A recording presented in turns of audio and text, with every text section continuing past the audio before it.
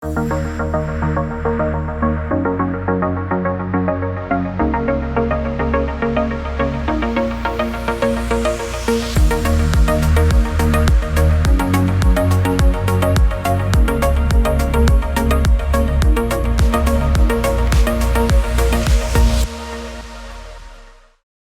afternoon and welcome to this amazing session about how education is changing through collaboration and technology. So my name is Antonio Delgado. I'm the Vice President of Innovation and Technology Partnerships at Miami-Dade College. Our goal, our vision is to make sure that we continue evolving education through partnerships and through the use of technology. And we're going to be talking about that today with three amazing panelists that I have here with me and online. So Jeff, can we start with you if you want to introduce yourself and your company? Yeah, Antonio, thank you for having me here. I'm Jeff Majincalda. I'm the CEO of Coursera. We're a company that was started in 2012 by a couple of Stanford professors who put up some courses on machine learning and realized that there's an incredible demand for online learning. Fast forward 9 years, and we today have about 87 million learners from all around the world studying on Coursera. 80% of them are outside the United States. 6 years ago, we launched Coursera for Business because businesses increasingly are looking to upskill and reskill their employees, mostly in digital skills. A year after that, we launched Coursera for Government. So we're working with governments to upskill and do workforce development projects. And then in 2019, we did Coursera for Campus. So this allows universities and colleges around the world to essentially license content from other universities, online content, and also from industry players like Google and Microsoft, IBM, and others to supplement and augment their curriculum to be online and more job relevant. So we are really excited. We clearly saw a lot of demand for online learning during the pandemic, and that has persisted well beyond that. So we're really excited to see what comes next as economies start opening up. Thank you, Jeff. So next we have Marcos. Hi, my name is Marcos C. Vargas. I'm the co-founder and CEO of Fractal Lab.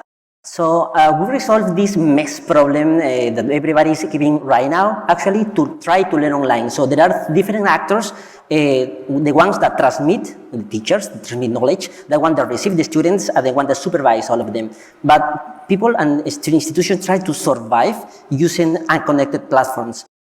What we help in there is to avoid those institution goes into like a Frankenstein methodology to try to connect what is unconnected. So with Fractal Lab, we have an all-in-one learning experience platform that helps the whole institution with asynchronous, the AS system, we call the asynchronous and the connection with synchronous. When we say asynchronous, we say all the multimedia, the MOOCs.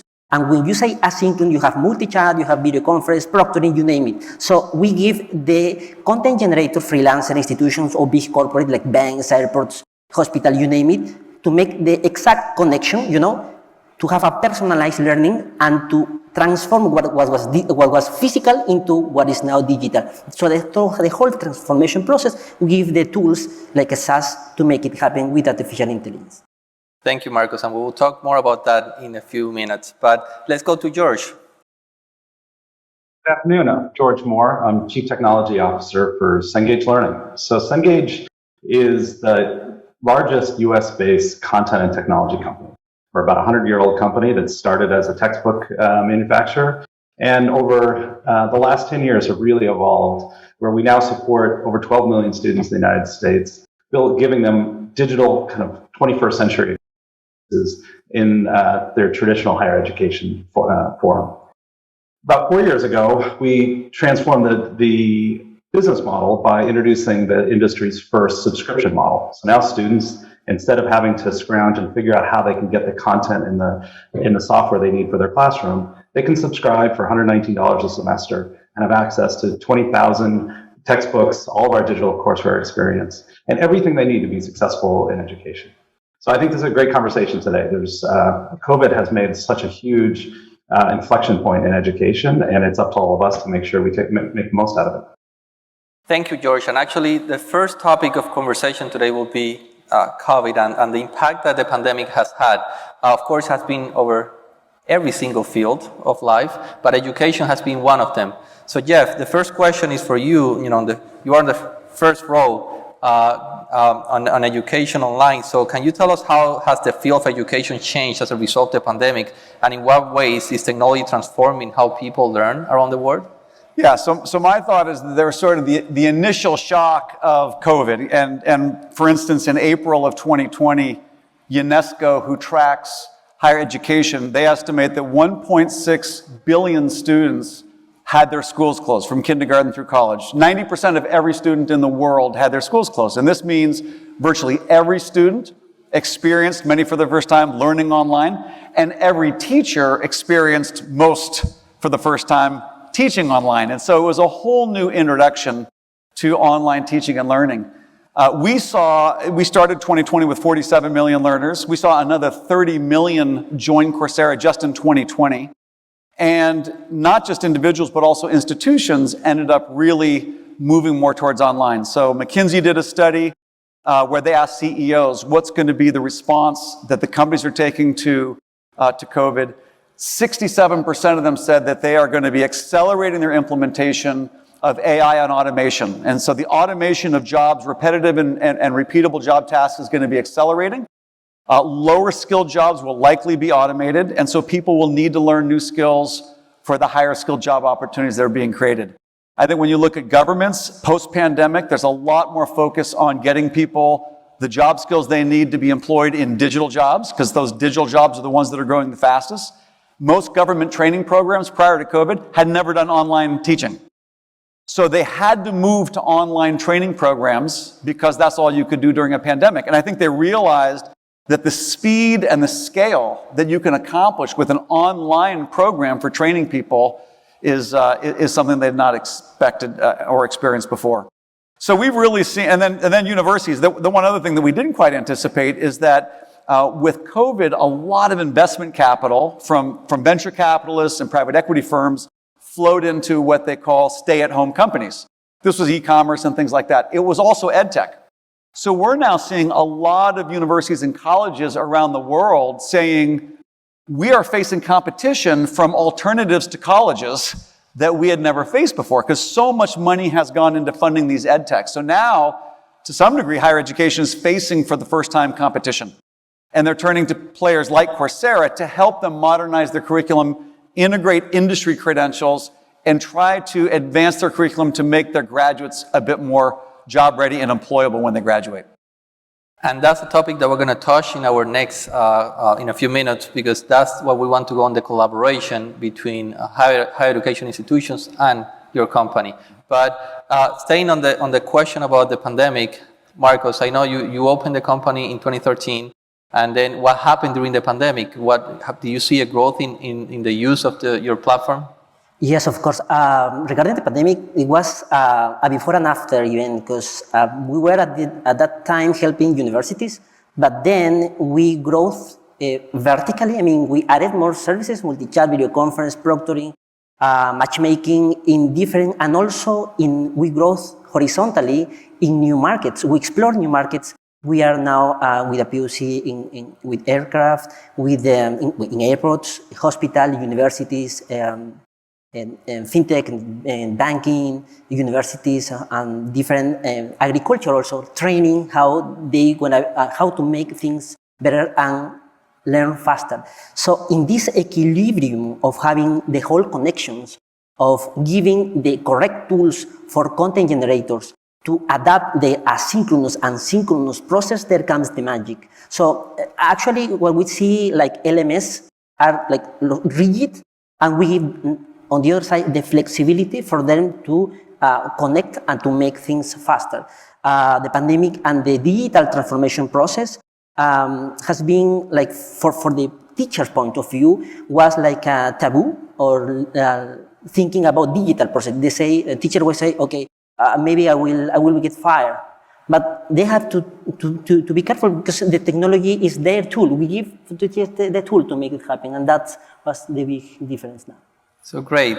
Now, George, going to you, something that, of course, as an academic institution, Miami-Dade College has to switch in 2 weeks to fully online, like every other institution or country that has access to internet. Those that didn't have access, they had to shut down. So in our case, we just transitioned to online.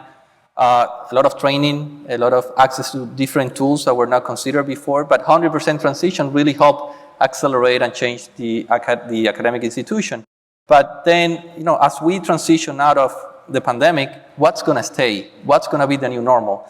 And so, George, on this hybrid model, like today, we're in a hybrid event. You are online, we're here in person, so education is going to be the same, right? So I'm curious to see what is Cengage approach on the hybrid model, and what do you think is going to stay after the pandemic goes away? Yeah, it's been fascinating to watch. In the first 2 weeks of COVID, we set up 38,000 new courses that hadn't been created in traditional schools, and had 1 million students in that week sign up for the first time. And so I think the biggest thing that's happened with COVID is there was a large population of instructors who were afraid to cross the digital divide. They were comfortable with their textbook. They wanted to teach the way that they had always taught. And COVID pushed them over the line.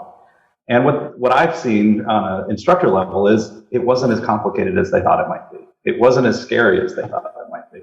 And so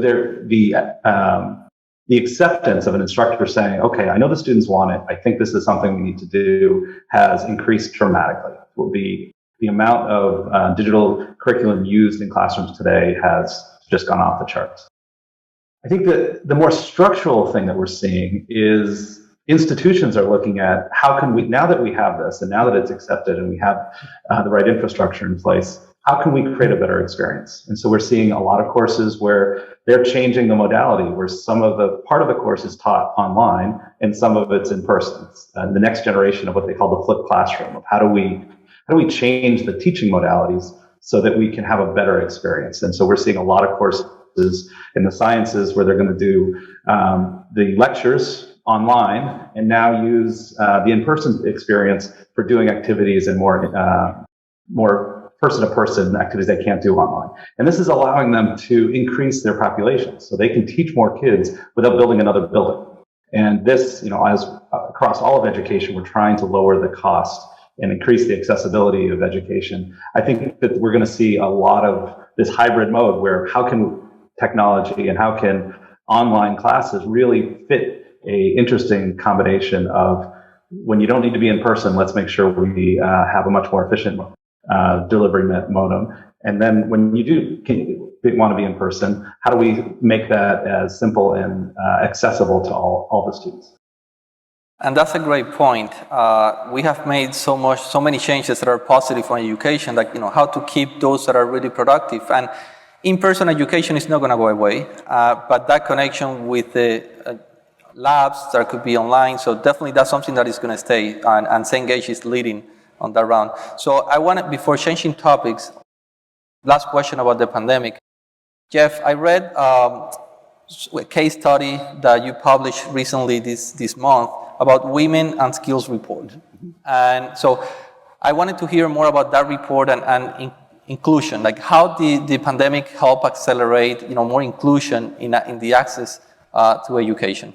Yeah, thanks. We every year, we get a lot of the data that happens on the individual learners on Coursera, and this is happening in 108 different countries. And we look at the in-course performance of students in every country, and then we use their performance in courses, and we weight it by difficulty to say, what are the demonstrated skill levels of learners from different countries on Coursera? And we create what we call the Global Skills Report. And we've done this 3 years in a row. Well, when we were looking through the report this year, we noticed some things about gender disparities actually closing. So we saw in 2019, about 45% of the learners who were new to Coursera were women. In 2021, 50% of the learners who are new to Coursera are women. So we're now at equal parity in terms of the learners coming to Coursera. It's half men, half women. When we looked at course enrollments, we saw that the percentage of course enrollments in 2019 was 38% women. That jumped to 45% in 2021. So a lot more course enrollments, almost 50-50, are now with women. And if you look at STEM courses in particular, you see an even bigger jump from about 31% of enrollments before the pandemic from women in STEM courses, now up to 38%. So we're really seeing, even as a lot of women were disproportionately impacted by the pandemic and having to care for a family, kids and parents, we did see an uptick in the new learners coming who were represented by women, the overall course enrollments, and also STEM-based course enrollments. And so we think there's a lot of promise to the flexibility, the affordability offered by online learning, and we think that could be one of the things that could help to close the gender gap. That's great, and access to technologies is one important aspect for inclusion for those that really don't have it right now. So how to create pathways to make that happen. So thank you for doing that report and sharing. So talking about inclusion from a different perspective, Marcos, you mentioned that your platform works with government, academia, hospitals, great, but you also mentioned freelancers. Yes. So for those that want to create their own courses and put them, like how does that work? I want to take first, in this case study, this corporate social responsibility plan that we have, for example, with the Peruvian government. We have the challenge to help 8 million students back in Peru. So, but giving the whole Ministry of Education, all the tools that they need for the specific syllabus curriculum from children up till 18 years old approximately. So the whole system makes the delivery content system to be to have a tracking system, to have an accompanying system, to avoid dropout. So the main KPI that we are looking for is how to use, for example, AI to prevent, or how to give more personalized methodologies for specific cases. Everybody learns in a different way. We detected that we have NFL, that's a natural fractal of learning, each of us have, and based on that algorithms, we predict and we give the analytic for teachers to make the exact decisions, decision-based, based on evidence. So this is how also the freelancers can create, for example, the virtual campus and start delivering their specific methodology on the equilibrium, the asynchronous and synchronous equilibrium, to make this connection with their communities. So that's how we give the tools to make it. Great. So just because Marcos mentioned artificial intelligence, that's one of the topics that I wanted to touch today, how technology is changing education and the use of artificial intelligence. So George, in your role at Cengage, definitely you are very involved on how technology is being embedded. So can you share with us about how Cengage is implementing artificial intelligence? Sure. We're doing it in a lot of different ways. One is in just how making access to the content easier. So helping the student find the right content, understanding how different courses, maybe the same subject, but in different cohorts of students. At Miami-Dade, an instructor can go into our system and say, I want a set of assessment items that will average the students get a B in this activity. And so out of the tens of thousands of assessments we have in different areas, the system will help a instructor work through all of this to give them just the right content that will make sure that they understand the content, but not frustrate them because it's above their level. We're also looking at it, one of the biggest challenges we have in a lot of areas is how can we generate new content and generate very specific content. One of the most expensive parts of the content in higher education is the actual creation of it. And so there's a lot of things I can't share exactly what we're doing right now, but there's a lot to do about content generation. And how do you create new narrative content and new assessment content that is novel for a specific student? And it's not something that can be Googled and you can find the answer for a specific question. It's a piece of content that has been generated specifically for that instance. And it's the first time it's out there, so the answer is not on the internet. One of the biggest complaints that students have or instructors have is that students can check the answer and get a copy of what it is without doing the work. And so we're using AI to really make sure that the student has the right experience and that they're truly learning the topics. So, when we think about AI being the future, definitely you have a great point, George. And not only the accessibility, but also from an education perspective, how do we prepare the next generation with the AI skills, but not AI skills to be a PhD in AI, right? Is those skills to be productive, to understand what AI means. And I call it applied AI. How do you apply AI to any single field? So Jeff, on this world of AI, and I know Coursera is a leader on trying to implement AI, of course, for the user perspective, but also how do you think that AI is going to continue disrupting education? Yeah, I think that data generally is going to have a big impact. It already is. When we think about the role that AI might play, the role that it plays on Coursera, we kind of think of it in three categories. Number one is helping people figure out what to learn. So there's a large disconnect often between a student or someone who wants to switch careers, knowing that they don't want to be in this career, but they don't know which careers are available. Where are the job opportunities?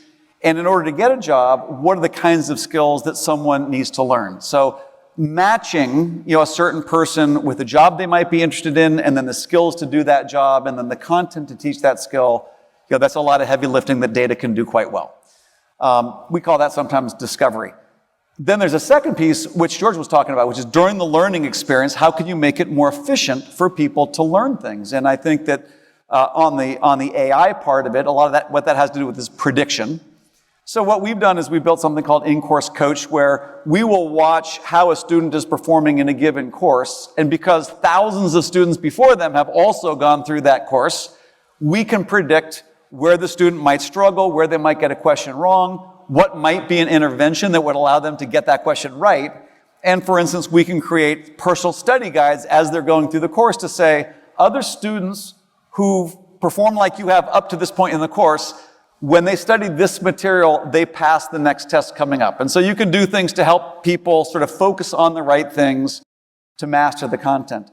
And then the third part of AI, which I think is also quite important, especially in emerging economies, is the ability to use AI to make more scalable grading and student support. So identifying which students need more help, what kinds of help might they need, what kind of intervention would be successful for a TA to reach out to them or a professor to reach out to them. We have something called the Student Success Dashboard, where in all the degree programs on Coursera, we predict every student's grade, and we predict the chance that any student drops out of the degree program every day.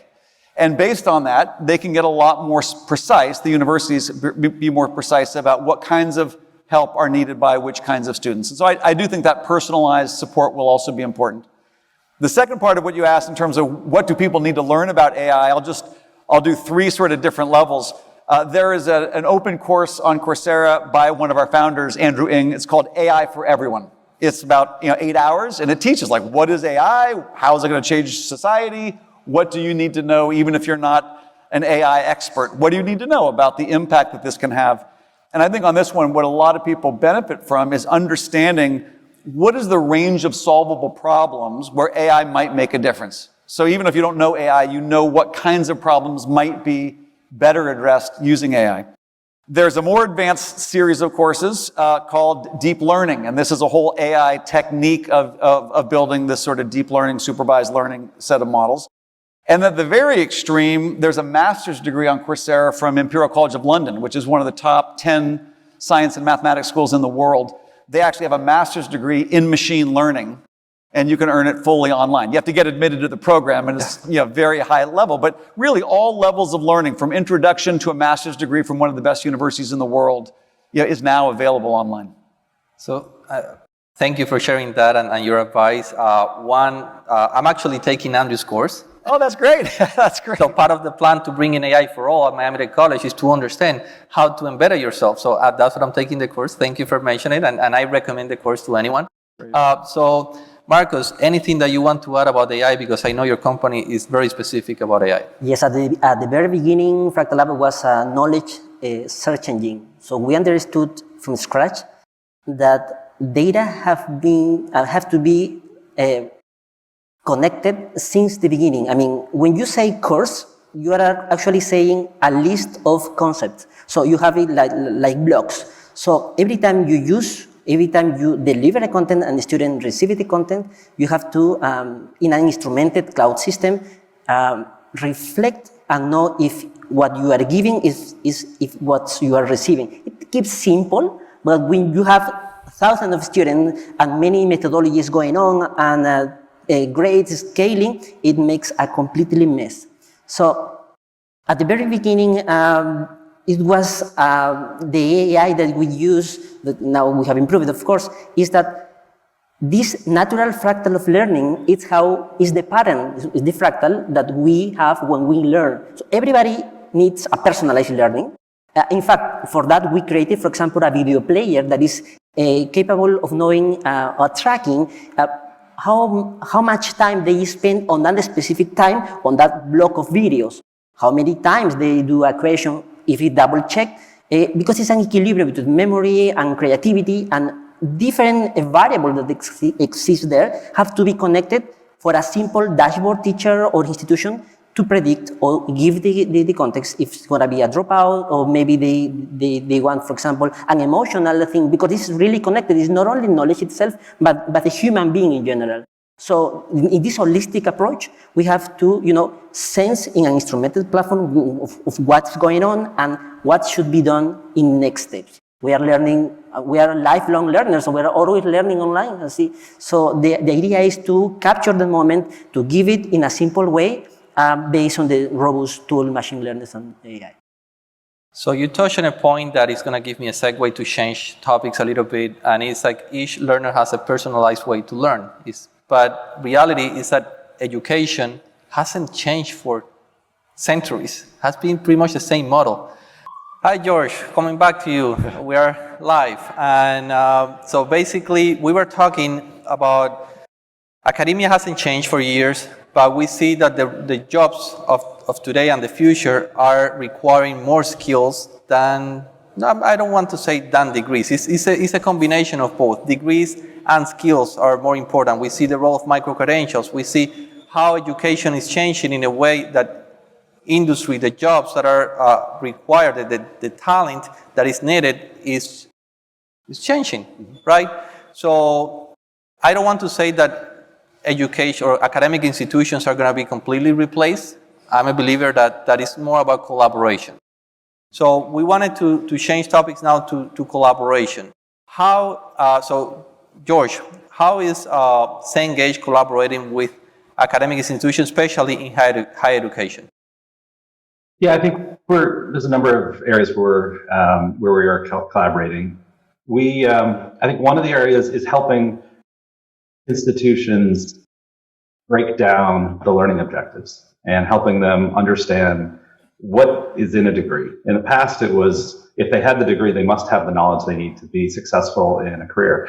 And in some areas, that's definitely true, but in a lot of areas, that's not true. In nursing is one where hospitals spend on average about $50,000 to train a nurse before they're ready to go onto the floor. And so that collaboration to understand what are those real skills that are needed to be effective in the workforce.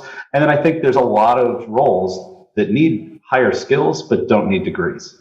And so allowing more accessibility into those areas where we can break down with micro-credentials, other different technologies.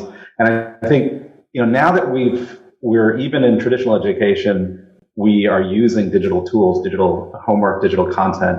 We've codified the education landscape. And so it's much easier for us to be able to say, here are the places that an individual's skill is being taught across many courses inside our curriculum. And so I think we're at the beginning of that, where institutions are realizing, I think it's definitely prevalent in the community college arena, that students are deciding, hey, a boot camp may be better than community college. Maybe just an online certificate is better than going to community college. And so those schools are really starting to see, how can we meet the students where they are? How can we meet them in this new world where I definitely need a skill. I'm just not sure I need all of the skills in a fixed block of time. I'm going to need that at different pieces as I go into different roles. And now I talk about more lifelong learning and how that transition goes to, we're always learning. The technology is changing.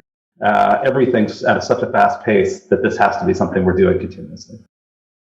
That's a great point, and it's again, your company is an example of that collaboration with academic institutions, and we're very thankful for that. So at Miami-Dade College, we believe on we have to change. We change. We're not going to stay the same because we are an accredited institution. Like as you said, the job requirements are changing, and so we are adapting to that the new normal. And especially in the technology area. So that's why we have been able, or we have been actively looking for partnerships with industry, especially in the area of technology. We have been working with Microsoft, Amazon Web Services, IBM, Google, and then we saw that those same companies are also collaborating with Coursera. So can you share more about those partnerships, and then, Jeff, how you are bringing this collaboration to be partnering with academic institutions as well? Sure. I think, as George said, a lot of this really comes from how things are changing, and clearly people are pretty keyed into hybrid teaching and learning, right? Online and in person. What I don't think enough people really appreciate yet is hybrid credentials. So a lot of people say, is the degree going to win, or are micro-credentials going to win? Are universities going to win, or is industry going to win? And what we see is a real collaboration, both in terms of the content as well as in terms of the credential. I'll give you an example. So on Coursera, we have about 170 universities. We also have 70 industry partners. They've created about 5,500 courses. In the case of Google, they've created a multi-course professional certificate called the Google IT Support Certificate. And now they've also created one for UX design, one for data analysis, one for project management. IBM's created cybersecurity analyst. Facebook has created social media marketer. These are all entry-level professional certificates. What we have done is we've gone to the American Council on Education to get a credit recommendation for community colleges and other colleges in the United States, such that universities now will award credit, academic credit towards a degree for anyone who finishes one of these online professional certificates. What this enables us to do, collectively us, is have industry teach some of the content, have professors teach some of the content, have a learner start with a professional certificate entirely online before they go to college. Maybe they get a job doing UX design or IT support. When they're in college, when they're in the job, if they want to continue and get a college degree, they can actually have the credit count towards an online degree, and they can earn that degree while they're working. So we see a real collaboration in terms of the content, the teaching, and even the credentialing between industry and colleges. And it's a great example that you use the Google IT programs that they released through Coursera only, and we brought them to Miami-Dade College. So we just have an instructor teaching that class using Coursera material. So this is a proof that it can work in collaboration with an in-person class or online synchronous class using Coursera's materials asynchronously, as you were referring before, and helping not only our students get these skills, but also helping on reskilling and upskilling for those that are already working and we're looking for a new certificate to either get a promotion or change careers. So it's a great proof. But can you touch, you mentioned at the beginning of your presentation about Coursera for Campus. Mm-hmm. So can you mention how that works? And yeah, so I'll make it pretty brief. But we, in October of 2019, it turns out it was 4 months before a global pandemic, we launched Coursera for Campus. It is a version of Coursera for any university to integrate the university and industry courses into the curriculum of a university. In February of 2020, we had about 30 customers, 30 academic institutions using Coursera for Campus. The pandemic strikes, almost every school in the world closes. We and our partners decided to offer Coursera for Campus for free through September. We went from 30 to 4,000 universities using Coursera for Campus. And now we're really seeing at mass scale, not only just colleges, but college systems, and not just college systems, but the whole country of Morocco, with the Ministry of Education, has signed an agreement with Coursera where every university in Morocco will use Coursera for Campus as a foundational layer for every higher education student who goes to college in the country of Morocco. And we're now starting to see country by country governments getting involved in up-leveling their entire higher education systems by using online platforms like Coursera, Fractal App, Udemy, and others. So it's not just Coursera, but it's happening faster than I think a lot of people think. And I think it's really providing an incredible benefit, not just to the individuals, but to the institutions who can collaborate in this way. Definitely, and I discovered Coursera for Campus during the pandemic, and it was great when you open it for free for any academic institution. And then your team asks, but how many do you need? Oh, I have 100,000 students. It's like, what? Yeah, we have 100,000 students. So it was a really nice opportunity to introduce students like people that were losing their jobs. Come back, get new skills. Coursera is providing this opportunity. So it was a good collaboration for us to open it, especially for those that were looking for new opportunities. So thank you for that. And Marcus, on this collaboration with academia, anything that you want to share on how you have worked with academia, either in Peru or around the world? Yes, for example, when there was a challenge to train, it skipped the challenge until the end of the year to train 1 million in financial education and insurance topics.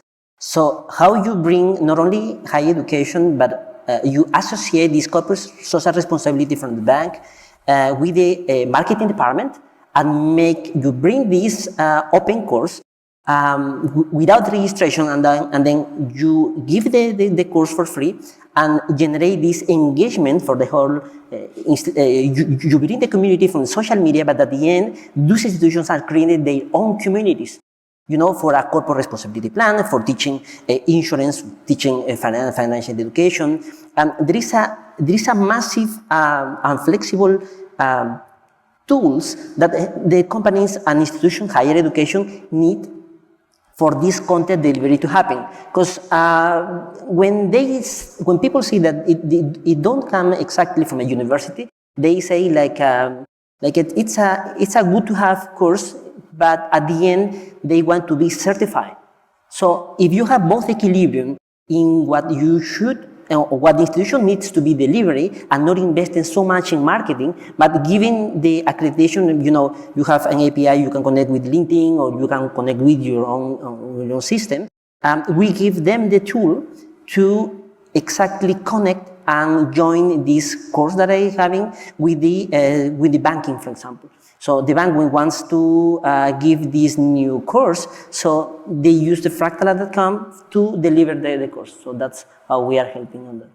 Great. So great initiatives, and I'm looking forward to see your company growing. Thank you. So we have pretty much 5 minutes left. So George, I wanted to close each of you giving, what advice do you have for academia? Like, we're changing how education is changing, how it needs to continue changing, how you are disruptors on each of your areas, on how you are either supporting or driving that change. And we see EdTech coming with more funding, and we see a national interest on we have to change the way that we learn, and the pandemic really accelerated that. So if you want to take 1 minute to really share, what is your advice for academia, especially higher education, on how to approach the preparation of the workforce of today and tomorrow? Yeah, I think, it's definitely start to embrace the change. I think COVID was a great shock to the system that made everyone realize that this technology thing is not super scary and is not going to be unmanageable going forward, that it's not that hard. It fits into the workflow, and it's something that can be a really strong piece of education going forward. So I think let's not let this crisis go to waste, and let's take the learnings that we've had and make sure that we're creating a more robust experience. I think we need to meet the students where they are. I think affordability and accessibility is something that we saw during COVID actually got better. And with this idea that it got better through this horrible time, really shows that when we don't have this cloud over us and everything else going on, if we really focus on how we can use technology to open the doors to people who have struggled to get into there, to have school be, learning should fit around your life. People have jobs, people have families, people have everything else. These hybrid environments allow you to do some work in between the rest of your life. And I think that this is something we're starting to really learn, that as students are trying, 45% of students that are currently enrolled in colleges today will drop out. And that's awful. And that dropout rate is partially because their life got in the way. Things got in the way. And I think hybrid learning and online learning can really help throw a life ring to these students who in the past just couldn't get through the traditional model. So I think as much as I think from institutions, you have to challenge, which, I know, Coursera has done a nice job of the accreditation system. Like, we have to think about what does it mean to learn, and it's not the amount of time you sat in front of a seat in front of an instructor. It's how you've taken the knowledge in, and how do you get credit for past experiences that you've gotten on different courses. So I think, look, lifelong learning is here to stay. I think that institutions are going to play a very important role to ensure that the right education is available to everybody, but we need to do it in how people expect in the 21st century. There's a lot of possibilities we can do with technology to help bring this to more people and help break it down and really understanding what's the right learning for a person. And we need to get started right away. Thank you so much. And I totally agree with you. Great points. And I think that representing an academic institution that we're 100% aligned to your statement. So Jeff, I wanted to give you an opportunity. Like, what's your recommendation for academic institutions? Yeah, I'll start with what George said. I mean, clearly change is happening in a way that's never happened before. Part of that change is the demand that employers have for certain skills is different than it was a while ago, and it's going to be accelerating. As the pace of technology and globalization changes, the rate of change will increase. So change is here. And part of what's happened is change has brought about competition. For the first time, for many universities, there are alternatives to college degrees. And we don't know how that'll shape up, but just in India, in the last 12 months, $4 billion has been invested in EdTech. And this is just the beginning. I think EdTech is going to become a serious sector. Part of the reason is that the higher education market globally is a $1.9 trillion market. No market that big will not be innovated with investment. So there will be competition. And then the final thing I'll say is I think the answer for higher education is collaboration. I just don't think any company, whether that's Coursera or whether that's oil companies or telecom companies, you can't do it all yourself. In a world that has increased needs and increased rate of change, collaborating with others is a great way to go through this. And so I love the collaboration that we're doing together. I look forward to helping, as George said, institutions collaborating with each other, I think, is what gives us the kind of speed and scale that we need to really address the needs that are arising. Great statement, and that's the main reason why Miami-Dade College is sponsoring this amazing event, is because collaboration, creating more opportunities to collaborate. So great point. Marcos, you have the opportunity to close. Humanity has discovered that it's possible to learn online. Humanity, and everybody knows now that it's possible. I mean, 2 years ago, it was like, maybe it's good to have, maybe it's good to learn, but now people have discovered, the whole society, that it is possible. And from our side is to give them the tools for digitalize the whole physical process that they did it, but now online. And in this whole process, there will be many opportunities for different sectors to help this digital transformational process. We'll help from our side with Fractal Lab. Great. So I wanted to thank the three of you. It was a great panel. I wish we have more time to continue this conversation, but the points were well made, and we're ready to really continue changing education and to do it in collaboration. So thank you.